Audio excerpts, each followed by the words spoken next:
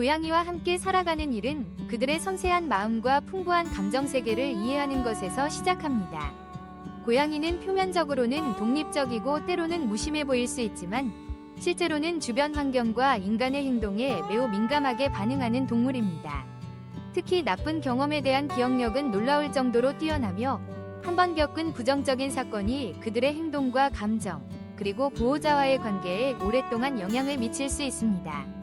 이제 고양이에게 깊은 인상을 남기는 주요 부정적 경험들과 그것이 고양이의 삶과 인간과의 유대에 어떻게 영향을 주는지, 그리고 이를 예방하고 극복하기 위한 방법을 차근차근 살펴보겠습니다. 고양이의 예민한 청각과 큰 소리의 영향에 대해 먼저 생각해봅니다. 고양이의 귀는 인간보다 훨씬 넓은 범위의 소리를 감지할 수 있으며 작은 소리에도 즉각적으로 반응합니다. 이 탁월한 청각은 야생에서 생존과 사냥에 큰 도움이 되지만 가정 내에서는 오히려 불안과 스트레스의 원인이 되기도 합니다.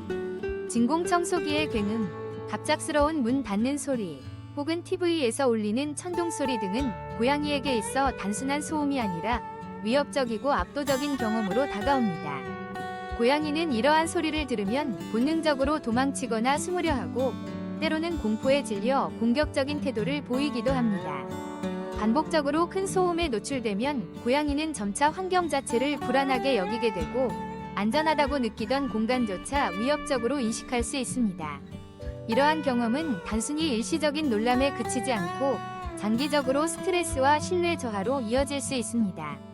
따라서 고양이와 함께 살 때는 가능한 한 조용하고 안정적인 환경을 유지하려는 노력이 필요합니다. 괴롭힘은 고양이의 마음에 깊은 상처를 남길 수 있는 또 다른 요인입니다.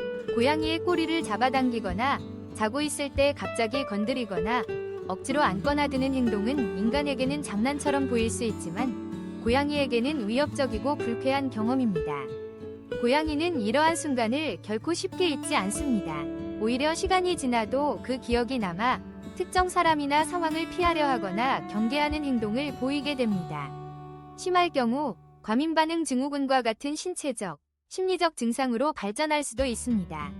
이 증후군을 겪는 고양이는 등이나 꼬리 부분에 극도로 민감해져 작은 자극에도 과도하게 반응하거나 스스로를 과하게 핥는 행동을 보일 수 있습니다. 괴롭힘은 고양이와 보호자 사이의 신뢰를 근본적으로 훼손할 수 있으므로 고양이의 의사와 감정을 존중하는 태도가 무엇보다 중요합니다. 발톱 제거는 고양이의 삶에 심각한 영향을 미치는 비인도적인 시술입니다. 고양이의 발톱은 단순한 손톱 그 이상으로 사냥, 방어, 등반, 스트레칭 등 다양한 본능적 행동에 필수적입니다.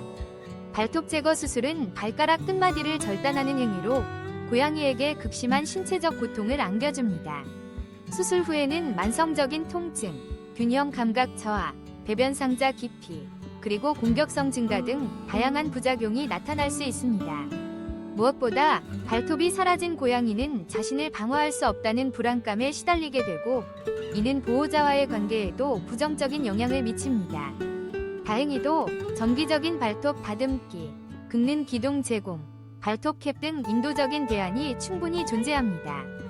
고양이의 본능과 안전을 지키면서도 사람과의 조화로운 생활을 이끄는 방법을 선택하는 것이 바람직합니다. 거친 놀이는 고양이의 본능을 오해하거나 인간의 방식으로 놀이를 강요할 때 발생합니다. 고양이는 사냥 본능을 충족시키기 위해 놀이를 즐기지만 놀이가 지나치게 거칠어지면 오히려 두려움이나 혼란, 공격성을 유발할 수 있습니다. 예를 들어 손이나 발을 직접 이용해 고양이와 놀거나 갑작스럽게 고양이를 잡는 행동은 고양이에게 혼란을 주고 인간의 신체를 먹잇감으로 인식하게 만들 수 있습니다. 이는 곧 물거나 핥히는 행동으로 이어질 수 있으며 신뢰가 무너질 위험도 있습니다. 고양이와 건강하게 놀기 위해서는 장난감이나 낚싯대 등 안전한 도구를 활용하고 고양이의 신호에 귀 기울이며 적절한 강도로 놀이를 진행해야 합니다. 불규칙하거나 가혹한 훈육은 고양이의 심리에 깊은 상처를 남깁니다. 고양이는 인간의 언어를 이해하지 못하며 행동과 처벌을 논리적으로 연결짓지 않습니다. 따라서 소리를 지르거나 체벌을 가하거나 사고 현장에 얼굴을 들이밀며 혼내는 행위는 고양이에게 단순히 공포와 불안을 심어줄 뿐입니다. 이러한 경험이 반복되면 고양이는 보호자를 신뢰하지 않게 되고 오히려 문제 행동이 더 심해질 수 있습니다. 긍정적 강화, 즉 좋은 행동을 했을 때 칭찬이나 간식으로 보상하는 방식이 고양이에게 훨씬 효과적이며 신뢰를 쌓는 데도 도움이 됩니다. 고양이를 돌보는 데 있어 작은 일로 여겨지는 것들도 그들에게는 매우 중요할 수 있습니다. 예를 들어 정기적으로 배변 상자를 청소하거나 물과 사료를 신선하게 유지하는 일, 털을 빗어주는 일 등은 고양이의 건강과 심리적 안정에 큰 영향을 미칩니다. 이러한 세심한 배려는 고양이로 하여금 자신이 사랑받고 있다고 느끼게 하며 보호자와의 유대감을 강화하는 데 기여합니다. 반대로 이러한 기본적인 필요가 무시될 경우 고양이는 스트레스를 받거나 문제 행동을 보일 수 있습니다. 고양이의 영역을 존중하는 것도 매우 중요합니다. 고양이는 자신의 공간에 강한 애착을 가지며 침대, 장난감, 배변 상자 등은 단순한 물건이 아니라 자신만의 안전지대이자 익숙한 환경의 일부입니다. 이러한 물건을 자주 옮기거나 고양이의 영역을 침범하는 행동은 고양이에게 불안과 스트레스를 유발할 수 있습니다. 고양이가 새로운 환경에 적응할 수 있도록 충분한 시간을 주고 자신의 공간을 스스로 탐색하고 점유할 수 있도록 배려하는 것이 필요합니다. 수면 방해 역시 고양이에게 큰 스트레스를 줄 수 있습니다. 고양이는 하루 중 대부분의 시간을 잠으로 보내며 이는 단순한 휴식이 아니라 신체적 회복과 정서적 안정을 위한 필수적인 과정입니다. 고양이의 수면을 자주 방해하면 피로와 짜증뿐만 아니라 전반적인 건강에도 악영향을 미칠 수 있습니다. 특히 깊은 수면 단계에서 자주 깨어나면 면역력 저하, 식욕 감소, 행동 변화 등이 나타날 수 있습니다. 고양이가 편안하게 쉴 수 있는 조용하고 안전한 공간을 마련해주고 잠을 자는 동안에는 최대한 방해하지 않는 것이 바람직합니다.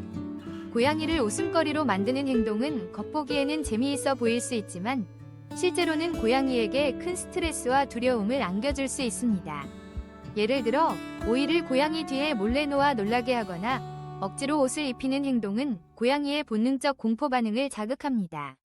고양이는 오이를 뱀이나 다른 포식자로 오인할 수 있으며 이로 인해 극도의 불안과 스트레스를 경험합니다. 또한 억지로 옷을 입히면 움직임이 제한되고 자신이 통제할 수 없는 상황에 놓였다는 불안을 느낄 수 있습니다. 고양이의 감정을 존중하고 그들을 단순한 오락거리로 여기지 않는 태도가 필요합니다. 새로운 상호작용을 강요하는 것도 고양이에게는 스트레스의 원인이 됩니다. 고양이는 새로운 사람, 동물, 환경에 대해 본능적으로 경계심을 가지고 접근합니다. 이들은 천천히 관찰하고 냄새를 맡으며 자신만의 속도로 적응하려 합니다. 그러나 보호자가 억지로 새로운 사람이나 동물과 상호작용을 시키거나 낯선 환경에 갑자기 노출시키면 고양이는 불안과 두려움을 느끼게 됩니다. 이러한 경험이 반복되면 고양이는 새로운 것에 대한 두려움이 커지고 사회성이 저하될 수 있습니다.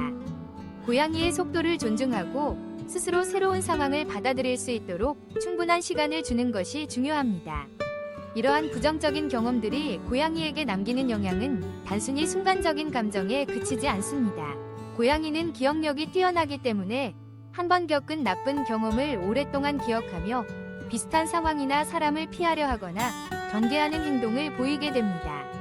이는 곧 보호자와의 신뢰관계에도 영향을 미치며 심한 경우 행동 문제로 이어질 수 있습니다. 예를 들어 보호자가 큰 소리를 자주 내는 사람이라면 고양이는 그 사람을 피하거나 가까이 오지 않으려 할 수 있습니다. 과거에 괴롭힘을 당한 경험이 있다면 특정 행동이나 상황에 과민하게 반응할 수 있습니다. 발톱 제거와 같은 신체적 트라우마를 겪은 고양이는 평생 동안 불안과 고통에 시달릴 수 있습니다. 그렇다면 이러한 부정적인 경험을 예방하고 이미 생긴 상처를 치유하기 위해 보호자가 할 수 있는 일은 무엇일까요? 우선 고양이의 신호와 감정에 귀 기울이는 것이 중요합니다. 고양이는 언어로 자신의 감정을 표현하지 않지만 몸짓, 표정, 소리 등 다양한 방식으로 자신의 상태를 드러냅니다. 고양이가 불안해하거나 숨거나 경계하는 모습을 보인다면 억지로 다가가지 않고 시간을 주는 것이 필요합니다. 또한 고양이의 일상과 환경을 최대한 안정적으로 유지하고 갑작스러운 변화나 자극을 피하는 것이 좋습니다. 고양이와의 긍정적인 상호작용을 늘리는 것도 신뢰를 쌓는 데 큰 도움이 됩니다. 고양이가 좋아하는 간식이나 장난감을 활용해 놀이 시간을 가지거나 부드럽게 쓰다듬어주는 등 고양이가 편안함을 느끼는 방식으로 교감을 시도해보세요. 중요한 것은 고양이의 의사를 존중하고 강요하지 않는 것입니다. 만약 고양이가 특정 행동이나 접촉을 거부한다면 억지로 시도하지 않고 고양이가 스스로 다가올 때까지 기다려주는 인내심이 필요합니다. 고양이의 건강과 행복을 위해서는 기본적인 필요를 꾸준히 챙기는 것도 중요합니다. 깨끗한 물과 사료, 청결한 배변 상자, 안전하고 조용한 휴식 공간, 긁기 본능을 충족시킬 수 있는 시설 등을 충분히 제공해야 합니다.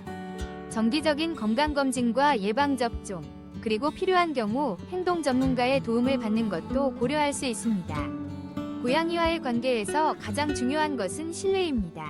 신뢰는 한순간에 쌓이지 않으며 작은 배려와 존중, 일관된 행동을 통해 서서히 쌓여갑니다. 한번 무너진 신뢰를 회복하는 데에는 오랜 시간이 걸릴 수 있지만 보호자의 진심 어린 노력과 인내가 있다면 고양이도 점차 마음을 열고 다시 신뢰를 쌓아갈 수 있습니다. 마지막으로 고양이와 함께하는 삶은 일방적인 소유가 아니라 서로의 감정과 필요를 존중하는 동반자 관계임을 기억해야 합니다. 고양이의 감정과 기억, 그리고 그들이 겪는 경험의 깊이를 이해하고 그에 맞는 배려와 사랑을 실천한다면 고양이와 보호자 모두가 더욱 행복하고 건강한 삶을 누릴 수 있을 것입니다. 고양이의 작은 몸짓 하나, 눈빛 하나에도 그들의 마음이 담겨 있음을 잊지 마세요. 그리고 그 마음에 귀 기울이고 존중하는 것이 고양이와의 진정한 신뢰와 사랑의 시작입니다.